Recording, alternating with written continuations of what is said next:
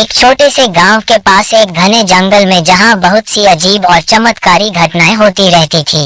लोगों का कहना था कि यहाँ पर चुड़ैल और पिशाच रहते हैं जिनका वास किसी भी समय किसी भी व्यक्ति पर हो सकता है। एक दिन गांव में एक बड़े शादी का उत्सव था। लोग खुशी खुशी उत्सव में घूम रहे थे और धमाल मस्ती कर रहे थे। इसी उत्सव के दौरान एक नौजवान लड़का अर्जुन जंगल में खो गया। लोग उसकी तलाश में निकल पड़े लेकिन अर्जुन लोगों को नहीं मिला। गांव के लोगों में अफसोस था और कुछ लोग यकीन कर रहे थे कि उसे चुड़ैल ने ले लिया है।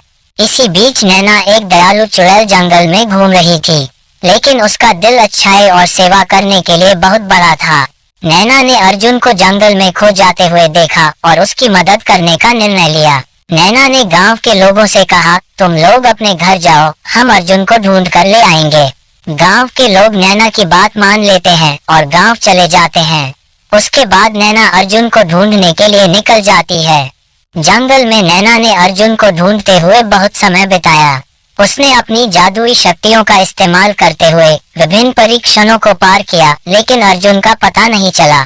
आखिरकार नैना ने एक पुराने पेड़ के पास एक छोटी सी गुफा देखी। वह गुफा इतनी अजीब और अनजान थी कि नैना ने सोचा कि शायद यही जगह है जहां चुड़ैल ने अर्जुन को ले गई होगी।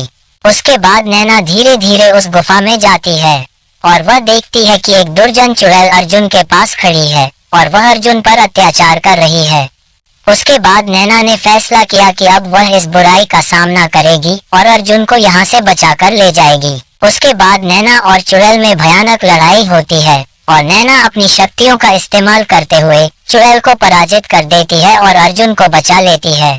अर्जुन ने नैना का आभार व्यक्त किया और उसने उसकी मदद के लिए धन्यवाद कहा। गांव के लोगों ने नैना की बहादुरी की प्रशंसा की और उसे गांव की सच्चाई और नैतिकता का प्रतीक माना।